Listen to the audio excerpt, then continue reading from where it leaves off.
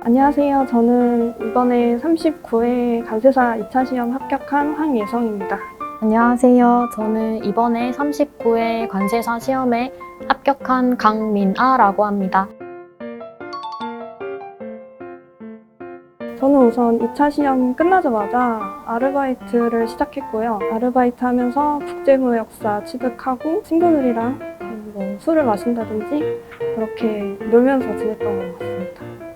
저는 일단 합격할 거라는 확신이 안 들어서 좀 많이 불안했고 토익이 만료돼서 토익을 준비해서 성적을 만들어 놨고 그 외엔 이제 그동안 친구들이랑 못 봤던 친구들이랑 연락을 해서 주로 많이 놀았던 것 같습니다.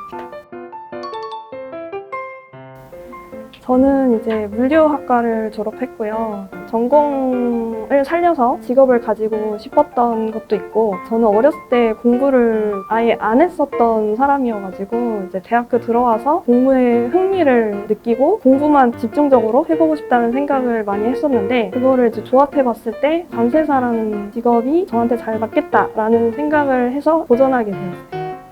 저는 무역학을 전공하지는 않았고 대학교 다닐 때만 해도 이런 전문직 시험은 내가 할 수 있는 게 아니다라고 생각해서 아예 생각도 안 하고 있었어요. 근데 대학교 졸업하고 나서 취업을 준비하면서 나한테 선택권이 많은 직업을 갖고 싶다라는 생각을 하게 되었고 개인 역량에 따라서 달라지긴 하겠지만 퇴직이라는 게 없는 일을 하고 싶었어요. 그래서 준비를 생각하게 되었고 제가 2020년부터 시험을 준비했는데 그때 도전을 하지 않으면 평생 후회할 것 같아서 관세사 시험을 준비하게 되었습니다.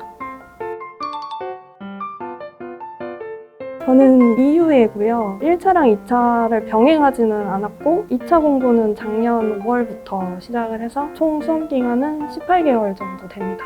저는 2유예로 합격을 했고 2020년 7월에 1차를 시작을 해서 2022년 6월 올해 2차 시험까지 총 24개월 준비했습니다. 모의고사 전에는 11시간, 12시간 정도 공부를 했고 모의고사 시작하면서는 13시간, 14시간 이렇게 공부했던 것 같아요. 평균적으로는 11시간 정도 공부했던 것 같습니다. 그날 컨디션이나 이런 거에 따라서 달라지긴 했는데 11시간 정도 했었어요. 평균 점수는 이제 85점이고요. 과목별 점수는 관세법 93점, HS 86.5점, 그리고 관세평가 74.5점, 그다음에 무역실무 86점을 받았어요. 평균은 82.37점이었고 관세법이 78.5점, HS가 94.5점, 관세평가가 67점, 무역실무가 89.5점이었어요. 사실 관세평가를 너무 못 봤다고 생각을 해서 관세평가 제외하고는 잘 나올 것 같은 생각은 있었어요. 저는 사실 관세평가가 꽈락이 날지도 모른다고 생각을 했어가지고 3번 문제를 거의 못 쓰다시피 했거든요. 시간이 부족해서. 다른 과목들은 그래도 점수가 괜찮을 것 같다라고 생각은 했는데 관세평가 때문에 사실 예상은 못했었어요. 저는 보수적으로 공부를 했던 편이어가지고 놓치는 거 없이 최대한 많이 보려고 했었어요. 그게 비결이지 않을까 싶어요.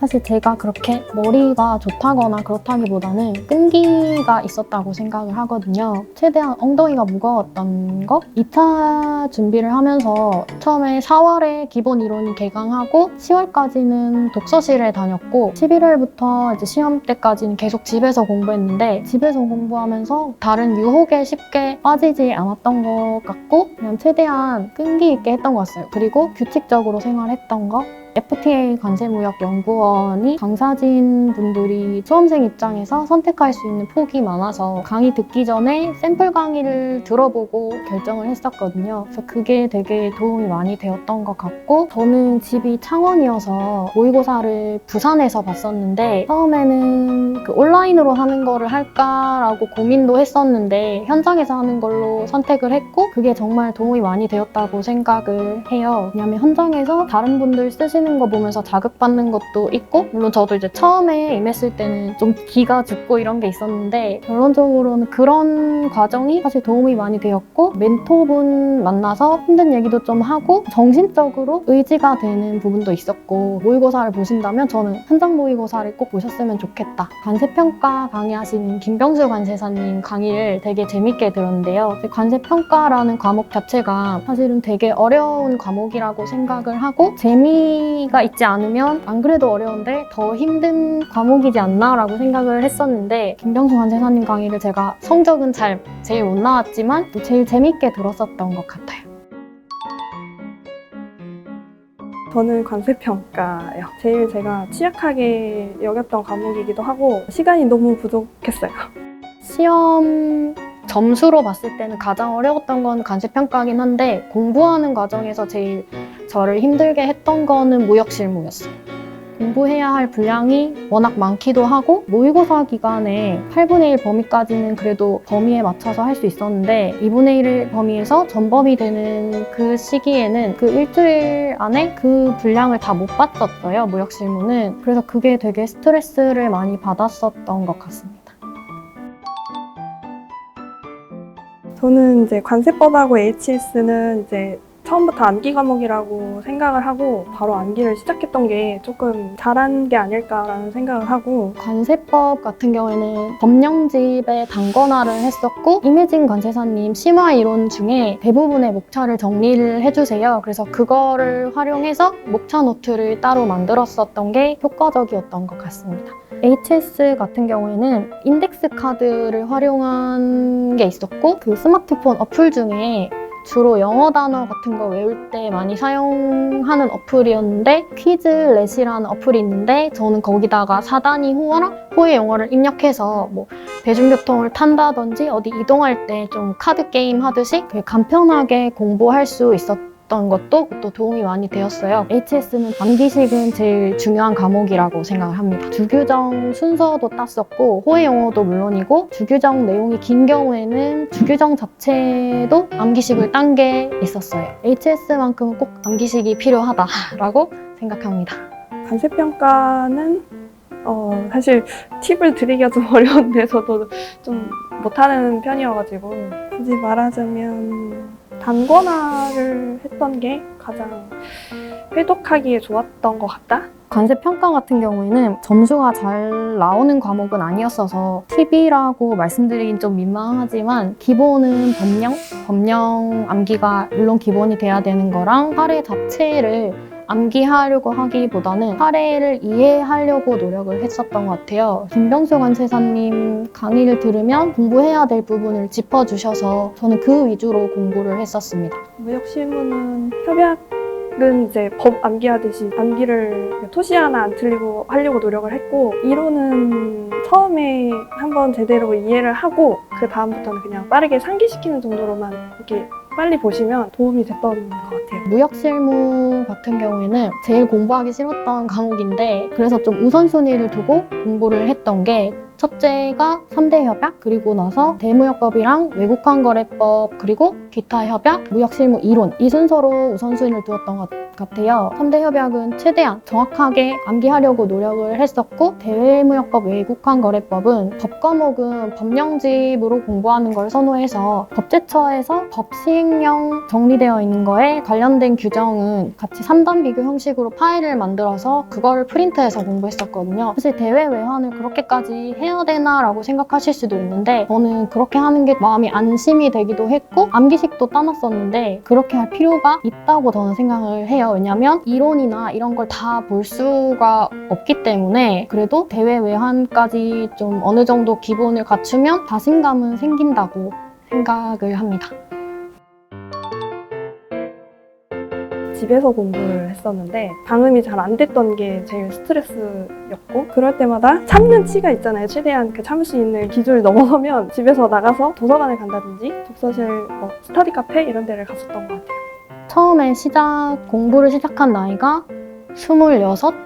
그랬어서 조금 나이가 적지는 않은 편이었어요. 그래서 주변의 친구들도 거의 취업을 한 상태거나 이래서 그게 정신적으로 좀 나만 늦춰지는 것 같다라는 이런 게 스트레스 받을 때도 많고 우울해질 때도 있고 해서 카카오톡을 탈퇴를 했었어요. 카카오톡 프사나 이런 거 보면서 영향을 받을 것 같다 하는 분들은 그렇게 하는 것도 중요한 연락이나 그런 건 문자 메시지로 다 할 수 있기 때문에 저는 그런 식으로 극복을 했었습니다. 제가 이제 멘토분이 계셨는데 그분한테 힘들다고 연락을 해서 투정을 벌였던 것 같고 저는 힘들면은 울음이 나오더라고요. 그래가지고 그걸 그냥 다 쏟아내고 한 바퀴 산책을 하면서 마음을 가다듬으면 조금 나아져요. 걷다 보면은 이 시간에 HS 하나라도 더 볼 텐데 라는 딱 생각이 들 때가 있거든요. 그때 집에 들어가서 다시 앉아서 공부를 했었던 것 같아요.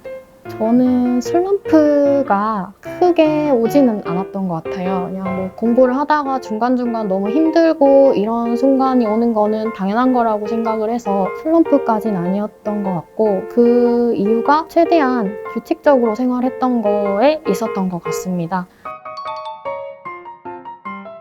이게 정말 중요하다고 생각하는 게 적절한 휴식 1차를 준비할 때는 따로 쉬는 날을 정해두지 않았고 한 달에 2-3번 이런 식으로 쉬었었는데 단기적으로 공부하는 시험에서는 어느 정도 효과를 볼 수 있지만 장기적으로 준비해야 되는 시험에서는 독이 된다고 생각을 하거든요. 저도 이제 1차 오히려 시험날이 다가올수록 더 지치고 공부 시간도 줄어들고 이랬는데 그래서 2차 시험 때는 일주일에 하루, 그러니까 일요일은 저녁 6시까지만 공부를 하고 그 이후에는 충분한 휴식을 취했었습니다. 길게 공부하려면 적절한 휴식이 중요하다.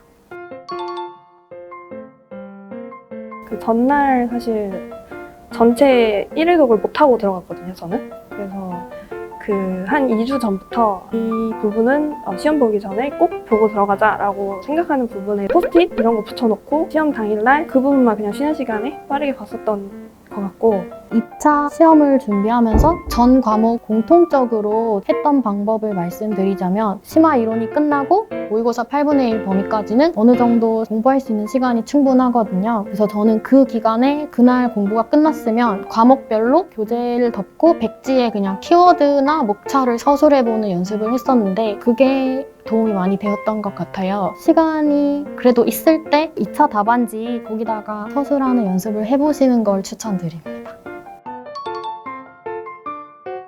11월에 원산지 관리사를 취득할 예정이고요. 그 전까지 이제 영어 공부를 좀 해야 될 것 같아서 그렇게 보낼 것 같아요.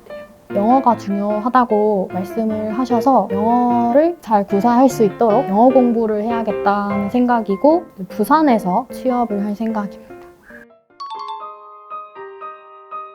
오래 공부를 하시다 보면 몸도 마음도 지금 많이 지치신 상태일 텐데 지금까지 포기하지 않고 하셨다는 것 자체가 앞으로도 충분히 할 수 있다고 생각을 하거든요. 적절히 휴식도 취하시면서 체력 관리도 잘 하셔서 내년에 좋은 결과 있으셨으면 좋겠습니다. 하루하루 힘든 시기 보내고 계실 것 같은데 제일 중요한 거는 본인을 믿으시는 게 중요하다고 생각하고 절대 포기하지 않고 공부해야 될 거 미루지 않고 지금 하는 게 제일 빠른 거거든요. 중요한 부분이라면 꼭 놓치지 않고 지금 바로 시작하셨으면 좋겠어요. 파이팅!